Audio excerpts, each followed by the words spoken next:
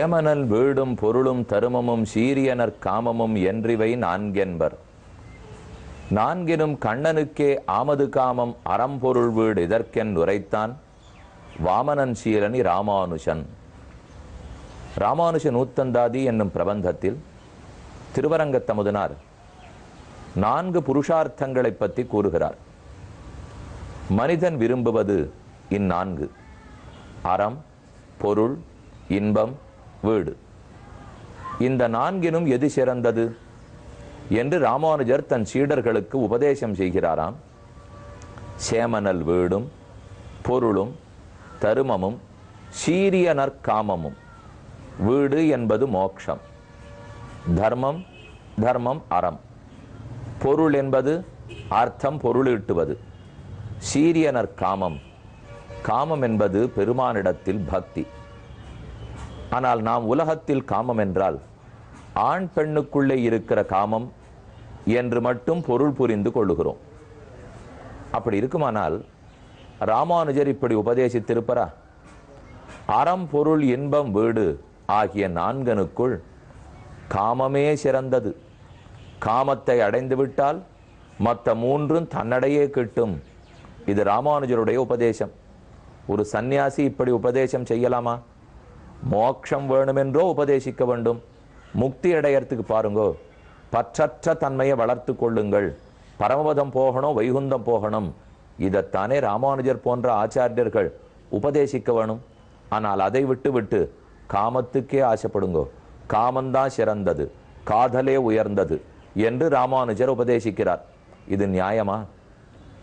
அவரை கேட்டால் பதில் கூறுகிறார், என்னை கேட்க வேண்டாம், திருமங்கை ஆழ்வாரை கேளுங்கள். அவர் என்ன உபதேசித்தாரோ அதைத்தான் நான் தற்போது உபதேசித்துக் கொண்டிருக்கிறேன். திருமங்கை ஆழ்வார் சிறிய திருமடல் என்னும் ஓர் பிரபந்தத்தில் ஆச்சரியமா தெரிவிக்கிறார். இப்பாரோர் சொல்லப்பட்ட மூன்னே அம்மூன்னும் ஆராயில் தானே அறம், பொருள், வீடு. அறம், பொருள், இன்பம், வீடு என்று 3 உண்டு. திருமங்கை ஆழ்வார் எதை சொல்லியிருக்க வேண்டும்? அவர் 4 அறம், பொருள், இன்பம், வீடு என்பது 4 4 சொல்ல வேண்டிய திருமங்கை ஆழ்வார் இப்பாரோர் சொல்லப்பட்ட 3 அன்றே. லோகத்தில் 3 தான் முக்கியமானவை. அது எதெனில்? அறம், பொருள், இன்பம் ஆகிய 3.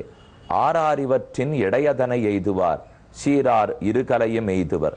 இந்த 3க்குள் உயர்ந்ததான காமத்தை, இன்பத்தை அடைந்து விட்டோமானால் மற்றது தன்னடையே கிடைக்கும்னு கூறுகிறார். அப்ப திருமங்கை ஆழ்வார் உபதேசத்தை பார்த்தாலும் காமந்தான் முக்கியம்னு தெரிகிறது.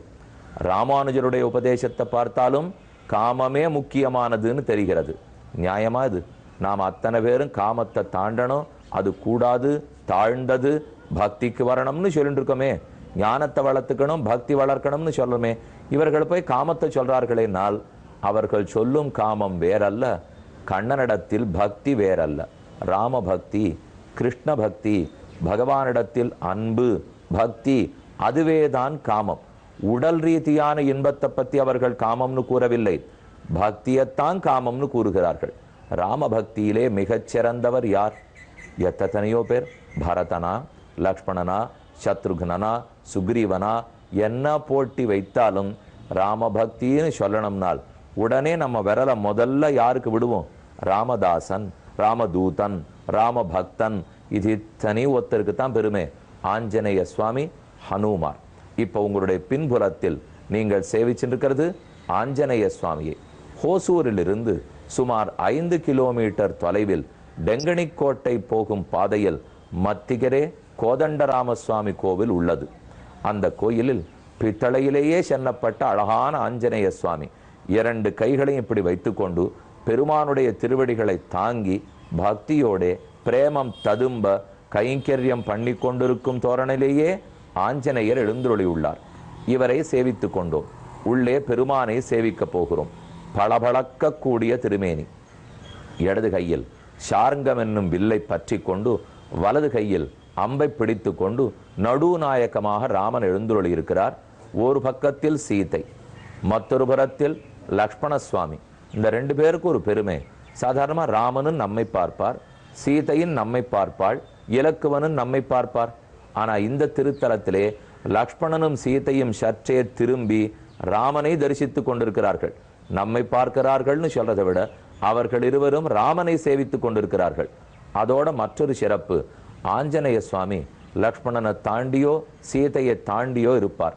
ஆனா இங்கோ அவர்களுக்கு உள்ளே புகுந்து ராமனுடைய திருவடிக்கு பக்கத்தில் எழுந்துள்ளிருக்கார். இந்த திருவடிதான் உய்வதற்கு ஒரே உபாயம். பக்தியும் இதிலே, பிரேமம் இதிலே, காதல் இந்த திருவடிகளில் தான். இந்த திருவடி கிடைத்தால் காதலி உயிர் பிழைப்பாள். இந்த திருவடி கிடைக்கவில்லையானால் காதல் வயப்பட்டு நோய்வாய்ப்பட்டு போவோம் என்று ஆஞ்சநேய சுவாமி கூறிக்கொண்டு இவ்விடத்தில் காட்சி கொடுக்கிறார். ஆக இதிலேந்து நாம தெரிஞ்சின்றது என்ன? சீதை ராமனை விட்டு பிரிந்து புலம்புகிறாளே, இந்த காதலை பத்தி இத்தனை பாடல்கள் பாட வேண்டுமா? இது மனித காதலே அல்ல, இது தெய்வத்துக்கும் மகாலட்சுமிக்கும் பெருமானுக்கும் இருக்கிற காதல். அப்ப அவள் மட்டும்தான் இந்த பக்தி அன்போடு இருக்கலாமானால் அவளுக்கு இருக்கிற அதே உரிமை நம் ஒவ்வொருத்தருக்கும் உண்டு. இதைத்தான் அழகிய மணவாள பெருமாள் நாயனார் ஆச்சாரிய ஹிருதயம்ங்கிற நூலில் அழகுற விளக்குகிறார். கடிமாமலர் பாவையோடுள்ள சாமிய சட்கத்தாலே பிராட்டிக்கு எத்தனை உரிமை பெருமானிடத்தில் உண்டோ, லக்ஷ்மிக்கு இருக்கிற அதே உரிமை நம் ஒத்தொத்தருக்கும் பெருமானிடத்தில் உண்டு. நாமும் அதே அளவு அனுபவிக்கலாம். வேற யாரையும் அதுக்காக உதவிய நாட வேண்டாம். அதா மகாலட்சுமி திருவடிகளை பற்றினால் அவளே பெருமானிடத்தில் நம்மை சேர்த்து வைக்கிறாள். என்ன? அவள் பெருமானின் திருமார்பில் இருப்பாள், பெருமான மட்டும் வணங்குவாள். ஆனால் நாமோ பெருமான் பிராட்டி, லக்ஷ்மி நாராயணன் என்னும் இருவரையும் சேர்த்து வணங்குவோம். மகாலட்சுமிக்கு நோக்கம் எல்லாம் அவன் திருமார்பில், மகாலட்சுமிக்கு நோக்கம் அவன் ஒருத்தன். ஆனா நம்ம பத்தி பார்த்தேன்னா நம்முடைய நோக்கம் எல்லாம் அவர்கள் இருவரின் திருவடிகளில், திருமார்பில் அல்ல. பெருமானுடைய திருமார்பை பார்க்கறதுக்கு நாம ஆர், அது மகாலட்சுமி எழுந்துள்ளிருப்பார். நமக்கு அத்தனை நோக்கமும் அவனுடைய திருவடிகளில். மேலும் அவள் அவன் ஒருத்தனை வணங்குவாள், நாம் அவர்கள் இருவரையும் வணங்குவோம். சீதை வணங்கிறது ராமனே, நாம் வணங்கிறது சீதாராமனே. ருக்மிணி வணங்குவது கண்ணனை, நாம் வணங்கிறது ருக்மிணி சத்யபாமா சமேத கண்ணனை. ஆக யாதாக இருந்தாலும் பிராட்டியோட சேர்ந்த பெருமானை வணங்குகிறோம். இந்த காதலில் எந்த குற்றமும் இல்லை, இந்த காமத்தில் குற்றம் இல்லை. காதல் என்பது போற்றத்தக்கது. ஆனால் அது எங்கே, எப்போது, எப்படி என்னும் இடம் பொருள் ஏவலை பொறுத்தது. மேலும் இவர்கள் பேசுவதெல்லாம் உலக காதலை பத்தி அல்ல, லௌகிக காதல் காமத்தை பத்தி சொல்லாமல் வைதிகமாய் வேதத்திலும் கீதையிலும் ஒத்துக்கொள்ளப்பட்ட பகவத் பக்தி, அந்த பக்தியே தான் காமமாக சொல்லுகிறார்கள். அதனால ஆழ்வார்கள்லாம் துடிச்சிருக்கா. எத்தனை பக்தர்கள் ஏக்கத்தோட எத்தனை பாசுரங்கள் பாடியிருப்பார். ஒரு புரந்தரதாசர் எத்தனை ஏக்கத்தோட பார்த்திருப்பார், தியாகராஜர் எத்தனை ஏக்கத்தோட பாட்டிருப்பார். இவர்களெல்லாம் பக்தர்கள் தானே. பெருமான பிரிந்தால் இவர்களால் தாங்குவதற்கு இயலாது. இவர்களுக்கு தலைவின்னு சொல்லணும்னா சீதை தான். மிதலை காட்சி படத்திலே 76வது பாடலில் சீதை சந்திரனை பழிக்கிறாள், திங்களை பார்த்து இழித்து பேசுகிறாள். நீங்கா மாயை அவர் தமக்கு நிறமே தோற்று புறமே போய் ஏங்கா கிடக்கும் எரிகடற்கும் எனக்கும் கொடியை ஆனாயே, ஓங்கா நின்ற இருளாய் வந்து உலகை விழுங்கி மேன்மேலும் வீங்கா நின்ற கருநெருப்பிடையே எழுந்த வெண்ணெருப்பே. நெருப்பு சவந்து எரிஞ்சு நாம பார்த்திருக்கோம். கருப்பு நெருப்பு பார்த்திருக்கீங்களோ, வெளுப்பு நெருப்பு பார்த்திருக்கீங்களோ? நான் பார்த்ததில்லை. ஆனா இப்ப சீதை பார்க்கறாளாம், கருப்பு நெருப்பினிடையே எழுந்த வெளுத்த நெருப்பு. எது? கருப்புங்கிறது இருட்டு. ராத்திரி பொழுது வந்து விட்டால் இருள் கவியும். அந்த இருட்டு தான் சீதையை இப்ப ரொம்ப துடிக்க செய்கிறது. ராமனிடத்தே பிரிந்து போனால் இருட்டு கஷ்டம் கொடுக்கிறது. என்ன, நாயக்கன் நாகிய பிரிந்து இருக்கிறபடியால் பகல்ல கூட சமாதானப்படுத்திக்கலாம். ஆனா இரவு பொழுது வந்தால் உடல் தகிக்கிறது. அப்ப ஏற்கனவே இருட்டு நெருப்பா போச்சா. கருப்பு நெருப்பான இருட்டில் அது புரிஞ்சிருக்கும். இருட்டு தான் கருப்பு நெருப்பு, கருப்பா இருக்கு இருட்டு. ஆனா பிராட்டியை ரொம்ப படுத்துகிறபடியால், சீதைக்கு துன்பம் கொடுக்கிறபடியால் அது நெருப்பு என்று கூறுகிறாள். அப்ப கருப்பு நெருப்பு. இதே போல இன்னொரு நெருப்பு தான் நிலா, சந்திரன். அந்த சந்திரனு சீதைக்கு இப்ப வெப்பத்தை தானே கொடுக்கிறார். அதனால நிலா என்னும் நெருப்பு. நிலா எப்படி உள்ளார்? வெளுத்திருக்கிறார். நிலா எப்போது உதிப்பார்? இரவு வந்தால். அப்ப கருப்பு நெருப்பில் பிறந்த வெளுப்பு நெருப்பு. கருப்பான நெருப்பு இருட்டு, வெளுத்த நெருப்பு நிலா. என்ன கொல்றதுல உங்க ரெண்டு பேருக்கு ஏதானும் கூட்டு முயற்சியோ? இருட்டும் சந்திரனும் சேர்ந்து கூட்டாளியாக சேர்ந்து சீதையை நாம் அழிச்சிட போறோம் என்று பேசுகின்றனவாம். நீங்கா மாயை அவர் தமக்கு நிறமே தோற்று புறமே போய் ஏங்கா கிடக்கும் எரிகடற்கும். ஏற்கனவே ராமனுடைய திருமேனி வர்ணத்தோடே கடல் போட்டியிட்டது. ராமன் கருப்பா நாம கருப்பா, அவர் கருநீலமா நாம கருநீலமா, கடல் தோத்து போச்சான். ராமனுடைய திருமேனி வர்ணம் இன்னும் உயர்ந்தது. தோற்ற கடல் ஓரமா ஒதுங்கி அப்படியே அலையோட உட்காந்துருக்கு, ஏங்கின்னு இருக்கு. எப்ப ராமன் வருவார், ஏதானு ஜெயிக்கிறதுக்கு முடியுமான்னுட்டு அந்த கடலையும் சந்திரன் ரொம்ப வெப்பத்தோட கொதிக்க செய்கிறாராம். என்னையும் சந்திரன் கொதிக்க செய்கிறார். கடலுக்கும் எனக்கும் பொது எதிரியாகி போனாய் நிலவே என்ன சீதை நிலவிடத்தே சொல்ல, கொடியை அல்லை நீ யாரையும் கொல்கிலாய் வடு இல் இன் அமுதத்தொடும் வந்தனை பிடியின் மென்னடை பெண்ணோடு என்றால் எனச் சுடுதியோ கடல் தோன்றிய திங்களே, கடலில் தோன்றிய திங்களே. சந்திரனே, நீ ஒத்தரையும் கொல்ல மாட்டாய்ன்னு கேள்விப்பட்டிருக்கேன்.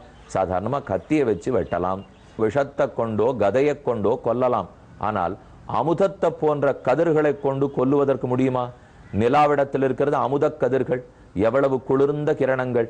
ஆனா அதை கொண்டே கொல்லுகிறாய், உனக்கு தண்டனை கூட கிடைக்காது. பத்தியா, கத்தியால வெட்டினா ரத்தம் வரும், ஆளை பிடிச்சுடலாம், சிறைச்சாலையில போடலாம். அமுதமான கதிர்களை கொண்டு கொன்றால் குற்றமே வாராதே, அடியே தெரியாதே.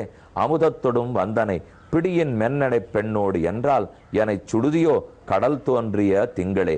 இப்படி சீதை பரிதவிப்பதை பார்த்து சேடியர்கள், அதாவது கூட இருக்கும் தோழி பெண்கள் எல்லாம் சீதையை கொண்டு போய் மென்மலர் பள்ளி படுக்கையில் படுக்க வைக்கிறார்கள். தாயரின் பரி சேடியர் தாதுவுகுவி அரித்தளிர் மெல் அணை மேனியின் காய்கறி கரிய கரிய கொணர்ந்து 1000 இரட்டி அடுக்கினார். மலர்படுக்கையை விரித்து, இதுவானும் இந்த பெண்ணுக்கு குளிர்ச்சி கொடுக்கிறதா என்று பார்ப்போம், ரொம்ப தவித்து போய் இருக்கிறாள், அவள் பிரிவாற்றாமையை தவிர்ப்போம் என்று தோழிகளெல்லாம் கொண்டு வந்து படுக்க வைக்கிறார்கள். அதுவாவது இவளுக்கு நல்லது செய்ததா?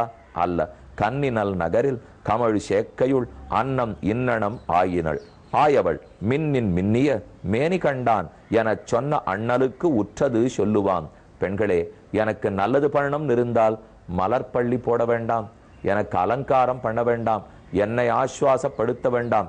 இப்படி நான் தவிக்கிறேன்கிறத ராமனிடத்தில் போய் கூறுங்கள். அவர் புருஷோத்தமன், என்னை கண்டார் விலகி போனார். இப்படி ஒரு பெண் கொடி வதைப்பட்டு கொண்டு துடிக்கிறாள் என்பது அவர் அறிவரோ மாட்டாரோ? ஆழ்வார் தூதுவிட்டு பேசினார். தேரு நீர் பம்பை வடபாலை திருவன் வண்டூர் மாறில் போரக்கன் மதில் நீரழச் செத்துகந்த ஏறு சேவகனார்க்கு என்னையும் உழல் என்மென்கள். ஏ வண்டே, வடபாலை பம்பையாற்றின் வடக்கு கரையில் இருக்கக்கூடிய திருவன்வண்டூர், அங்க ராமன் எழுந்துருளி இருக்கிறார். இதோ ஒரு பெண் கொடிய பராங்குஷ நாயகி, அவனை பிரிந்து துன்பப்படுகிறாள்ங்கிறதை பறவைகளே போய் பேசுகிறீர்களா? என்ன சொல்லணும்னு பறவை கேட்டது. இன்னும் முன்னால் காக்கப்பட வேண்டிய ஓர் பெண் மிச்சம் இருக்கிறாள், அவளையும் காத்தால் தான் நீ உலகத்துக்கு நாயகன், அவளை விடுத்து இப்படி துன்பப்படுத்துகிறாயே என்று போய் சொல்லி பாருங்கள்.